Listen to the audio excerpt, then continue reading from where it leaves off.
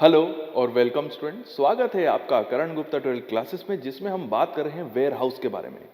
इससे पहले वाले पार्ट के अंदर हमने डिस्कस किया था कि वेयर हाउस क्या होता है, उसका क्या ऑब्जेक्टिव है, उसको क्यों बनाया जाता है, उसका वर्किंग क्या होता है।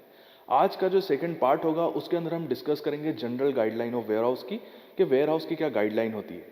जैसे कि आप जानते हैं कि वेयर हाउस हो या कोई भी डिपार्टमेंट हो, फार्मा इंडस्ट्री के अंदर सभी डिपार्टमेंट जो होते हैं वो अंडर गाइडलाइन वर्क करते हैं। मतलब उनको एक प्रोटोकॉल दिया जाता है और उस प्रोटोकॉल्स के अंदर जो सारे डॉक्यूमेंटेशन प्रोसेस होती है उसी के अंतर्गत ये सारे डिपार्टमेंट काम करते हैं। तो उसी गाइडलाइन के ऊपर हम बात करेंगे कि वेयर हाउस डिपार्टमेंट के अंदर या वेयर हाउस के अंदर जो वर्किंग होती है वो किस तरीके से होती है और उसमें किस गाइडलाइन को फॉलो किया जाता है। बहुत ही सिंपल और इजी वे में हम समझने की कोशिश करेंगे। तो ज़्यादा समय नहीं गवाते हैं और वीडियो स्टार्ट करते हैं। तो देखिए, सबसे पहले एक एक करके हम समझते हैं कि क्या प्रोसीजर होता है जब वेयर हाउस में कोई भी प्रोडक्ट आता है या कोई गुड्स आता है। तो सबसे पहले जब भी कोई गुड्स वेयर हाउस के अंदर इंटर होता है तो सबसे पहले उसकी रिसीविंग होती है।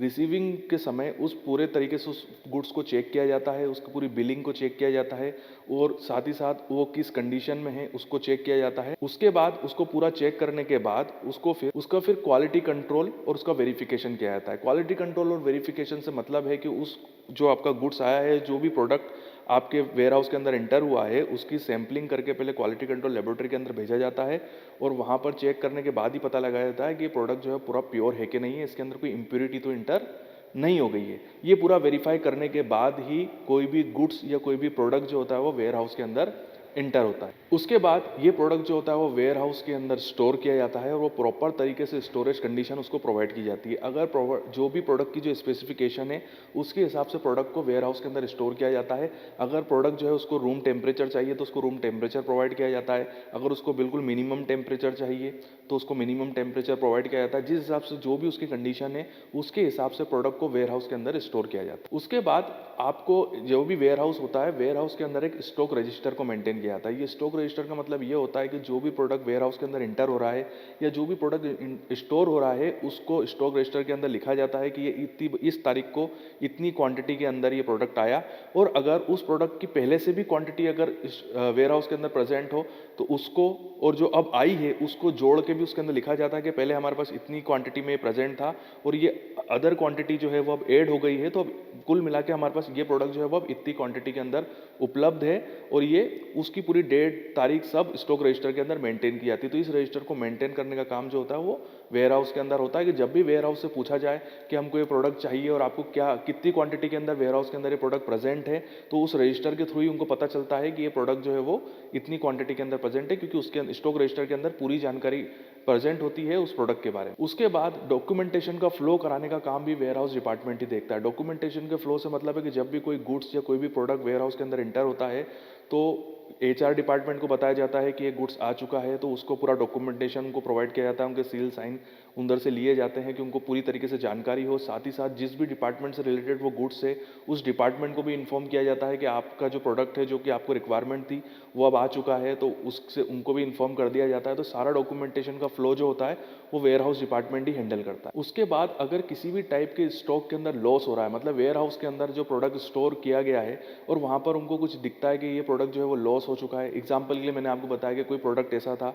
जिसको एक पर्टिकुलर टेम्परेचर प्रोवाइड करवाना था, बट वो टेम्परेचर प्रोवाइड नहीं कराने की वजह से वो प्रोडक्ट खराब हो गया, डिग्रेड हो गया। तो उसका पूरा डॉक्यूमेंटेशन करना, उसको कैसे डील करना है, उसको कैसे ख़त्म करना है या उसको हटाना है, ये सारा काम जो होता है वो वेयर हाउस डिपार्टमेंट के लोग ही करते हैं। किसी भी प्रोडक्ट को अगर रिजेक्ट करना हो, रिजेक्ट मतलब अगर कोई प्रोडक्ट आया हो और उसमें आपने उसको वेरीफाई किया हो या उसकी क्वालिटी कंट्रोल चेक करने के बाद आपको लगा हो कि ये प्रोडक्ट जो है वो सही नहीं है, इसकी क्वालिटी ख़राब है, तो उसको डील भी वेयर हाउस डिपार्टमेंट ही करते हैं। मतलब रिजेक्ट करने का काम भी वेयर हाउस के पास होता है कि वो वेयर हाउस में किसी भी प्रोडक्ट को या गुड्स को एंट्री नहीं देगा जब तक वो पूरी तरीके से सेटिस्फाई नहीं हो, और उसको अगर लगता है कि प्रोडक्ट की क्वालिटी उस हिसाब से नहीं है तो वो उस प्रोडक्ट को रिजेक्ट भी कर सकते। उसके अलावा अगर जैसे कि जो भी फार्मा इंडस्ट्री के अंदर या कोई भी पर्टिकुलर इंडस्ट्री है उसके वहाँ पर कोई स्क्रैप है, एग्जांपल के लिए कोई एयर कंडीशनर ख़राब हो गए हैं या कोई इंस्ट्रूमेंट ख़राब हो चुका है और उसको अब रिटायर करना है, तो ये सारे जो इंस्ट्रूमेंट या जो स्क्रैप, इसको हम फिर स्क्रैप कहते हैं क्योंकि अब ये ख़राब हो चुके हैं, तो ये सभी जो होते हैं वो कहाँ जाते हैं, वेयर हाउस में जाते हैं। और वेयर हाउस डिपार्टमेंट के लोग ही फिर ये देखते हैं कि अब ये जो स्क्रैप हो गया है या जो ख़राब हो गए हैं, जैसे एयर कंडीशन हो गए या कुछ बड़े बड़े प्लास्टिक के जार्स होते हैं या ड्रम्स होते हैं, ये सारे पार्ट जितने भी जो रिजेक्टेड होते हैं ये सभी वेयर हाउस में जाके स्टोर हो जाते हैं। और फिर वेयर हाउस डिपार्टमेंट ही तय करता है कि अब इनके साथ क्या करना है, क्या इनको अटाले में बेचना है, क्या इनकी नीलामी करनी है, जो भी उनको करना होता है। मतलब जो इंडस्ट्री के अंदर जो भी स्क्रैप होता है वो भी वेयर हाउस जाता है और वो फिर उसके साथ डील करते हैं। तो ये बेसिक वर्क होता है जो कि वेयर हाउस डिपार्टमेंट करता है। इसके अलावा भी कुछ वेयर हाउस के कुछ एक्स्ट्रा वर्क्स होते हैं जो कि बहुत ही इंपॉर्टेंट है और जिसको डिस्कस करना बहुत ज़रूरी है, तो हम उसको भी ईजी वे में समझने की कोशिश करते हैं। जैसे कि वेयर हाउस जो होता है वो एक स्पेसिफिक सप्लाई डिवाइस के थ्रू ही प्रोडक्ट को एक्सेप्ट करता है। मतलब उनका एक क्राइटेरिया होता है कि प्रोडक्ट जो भी वेयर हाउस तक आएगा उसकी एक प्रॉपरली एक चेन होगी और वो उसी के थ्रू आएगा। अगर वो उसके थ्रू नहीं आता है, उस डॉक्यूमेंटेशन के थ्रू नहीं आता है, या जो जानकारी उनको प्रोडक्ट से रिलेटेड चाहिए अगर वो उनको नहीं मिलती है, तो वो उस प्रोडक्ट को वहाँ पर रिजेक्ट कर देते हैं। तो ये चीज़ बहुत इंपॉर्टेंट है कि उनका जो क्राइटेरिया तय है वो उसी के हिसाब से प्रोडक्ट को चेक करते हैं, वेरीफाई करते हैं और फिर वो प्रोडक्ट को इंडस्ट्री के अंदर इंटर करने देते हैं। यहाँ पर एक बहुत इंपॉर्टेंट है और मैं आपको बता चुका हूँ कि जो भी प्रोडक्ट या जो भी गुड्स जो है वो जो भी वेयर हाउस के अंदर इंटर होगा उसके पास एक स्पेसिफिक डॉक्यूमेंटेशन होना चाहिए जिसे चालान कहा जाता है, और उसको एक सिस्टमेटिक पर्सन या रिस्पॉन्सिबल पर्सन ही चेक करता है और उसी के सील साइन होने के बाद ही और उसके एक्सेप्टेंस के बाद ही जो गुड्स है या जो प्रोडक्ट है वो वेयर हाउस के अंदर इंटर करता है। उसके अलावा जो भी प्रोडक्ट वेयर हाउस के अंदर इंटर होता है वो पूरी तरीके से क्लीन होना चाहिए।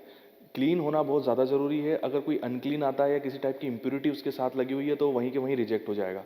साथ ही साथ अगर कोई भी प्रोडक्ट डैमेज हो जाता है या किसी टाइप की उसके अंदर प्रॉब्लम है तो उसको तुरंत रिपोर्ट करना होता है हायर अथॉरिटी को कि सर ये प्रोडक्ट जो है हमको डैमेज मिला है और इसके अंदर किसी टाइप की इम्प्यूरिटी हमको मिली है। तो ये इन्फॉर्मेशन जल्द से जल्द हमको ऊपर मतलब एचआर डिपार्टमेंट को देनी होती है, जिससे कि उस प्रोडक्ट को या तो सेपरेट कर लिया जाए या उससे किसी भी टाइप का डिसीजन लिया जाए जिससे कि उस प्रोडक्ट की वजह से दूसरे प्रोडक्ट जो है वो ख़राब ना हो। जो एक बहुत इंपॉर्टेंट है और ये आपको जानना बहुत जरूरी है कि वेयर हाउस के अंदर जब भी कोई प्रोडक्ट स्टोर होता है तो उसकी प्रॉपर लेबलिंग की जाती है। लेबल होना बहुत ज़्यादा ज़रूरी है। जैसे कि कोई प्रोडक्ट जो है वो क्वारंटाइन कंडीशन के लिए रखा गया है, मतलब वो अभी अंडर टेस्ट है, वो प्रोडक्ट भी पास नहीं हुआ है, तो उसको प्रॉपर लेबल लगाना पड़ता है कि ये प्रोडक्ट जो है वो अंडर टेस्टिंग में है, जिससे कि उस प्रोडक्ट को डिस्पैच ना करके मार्केट में भेज दिया जाए। इस वजह से जो प्रोडक्ट फिनिश्ड है, मतलब ये मार्केट में जाने लायक है, तो उसको फिनिश्ड का टैग लगाया जाता है। जो अंडर टेस्टिंग कंडीशन में है तो उसको अंडर टेस्ट का लगाया जाता है उस पर स्टिकर, और जो फेल हो चुका है उसको फिर फेल का लगा दिया जाता है कि अब इसको आपको डंप करना है या हट्स को हटाना है। तो ये बहुत ज़रूरी है कि वेयर हाउस के अंदर लेबलिंग होना बहुत ज़्यादा ज़रूरी है। अब बिना लेबल के आपको कोई भी प्रोडक्ट वेयर हाउस के अंदर नहीं मिलेगा। तो जब भी प्रोडक्ट वेयर हाउस के अंदर एंटर होता है सबसे पहले उसकी लेबलिंग की जाती है और उसके अंदर प्रोडक्ट से रिलेटेड सारी इन्फॉर्मेशन लिख दी जाती है। बेसिकली तो मैं आपको एक चीज़ और बता दूं कि वाया कलरिंग के थ्रू भी पता चलता है। मतलब जो प्रोडक्ट अंडर टेस्ट होते हैं उनको येलो कलर लगाया जाता है, येलो कलर का स्टिकर होता है। जो प्रोजेक्ट रिजेक्ट हो जाते हैं उनको जिनको डंप करना है उनमें रेड कलर का स्टिकर लगाया जाता है, और जो प्रोडक्ट पास होते हैं मतलब जिनको हमको डिस्पैच करके मार्केट में पहुंचाना है उसके ऊपर फिर ग्रीन कलर का स्टिकर लगाया जाता है, जिससे कि वो स्टिकर से ही पहचान में आ जाते हैं कि इन प्रोडक्ट की कंडीशंस क्या है। उसके अलावा भी गाइडलाइंस के कुछ सब पार्ट्स भी होते हैं और उसको मैं अभी डिस्कस नहीं करूंगा क्योंकि वीडियो काफ़ी लंबा हो जाएगा, तो उसको मैं साइड में स्लाइड के थ्रू आपको शो कर रहा हूं, तो इसको आप देख सकते हैं। तो ये कुछ गाइडलाइन के सब पार्ट होते हैं जिसके थ्रू आपका जो वेयर हाउस है वो वर्क करता है। तो इस वीडियो के अंदर हमने जनरल गाइडलाइंस के ऊपर डिस्कशन किया कि जो वेयर हाउस होता है वो किस जनरल गाइडलाइंस के ऊपर काम करता है, जिससे कि आपको वेयर हाउस को समझने में बहुत ईजी हो जाए और आप ईजी वे में वेयर हाउस को समझ सकें। और अगले पार्ट के अंदर हम बात करेंगे warehousing of finish product, मतलब फिनिश प्रोडक्ट को वेयर हाउस के अंदर कैसे सेव किया जाता है और उसकी क्या गाइडलाइन होती है, उसको हम सिस्टमेटिक और इजी वे में समझने की कोशिश करेंगे। ये वीडियो आपको कैसा लगा कमेंट से मुझे जरूर बताइएगा। वीडियो देखने के लिए थैंक यू वेरी मच। आपके उज्जवल भविष्य की कामना करता हूँ और यूं ही बने रहिए। आपके लिए आज की एक बहुत बड़ी खुशखबरी है। तो आज मैं मेरे सभी स्टूडेंट्स को जवाब देने के लिए मैंने एक ट्रिक निकाली, और उसको ये है कि मैं अब आने वाला हूं लाइव, और लाइव आके मैं आपसे सीधा इंटरेक्ट करूंगा और आपके क्वेश्चंस का जवाब दूंगा। अब आपके दिमाग में ये क्वेश्चन उठ रहा होगा कि सर लाइव आओगे कहां पर और कब आओगे?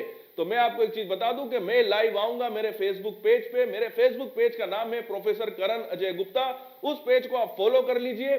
समय, टाइम, जो जगह, वो सब मैं बताऊंगा उस फेसबुक पेज पे। और मैं आपको बताना चाहता हूं कि जल्द ही मैं फेसबुक लाइव पे आने वाला हूं। सर लिंक तो बता दो। तो लिंक नीचे डिस्क्रिप्शन बॉक्स में है, मेरे पेज का लिंक नीचे डिस्क्रिप्शन बॉक्स में है, वहां से आप मेरे फेसबुक पेज पे जा सकते हैं और मुझे फॉलो कर लीजिए।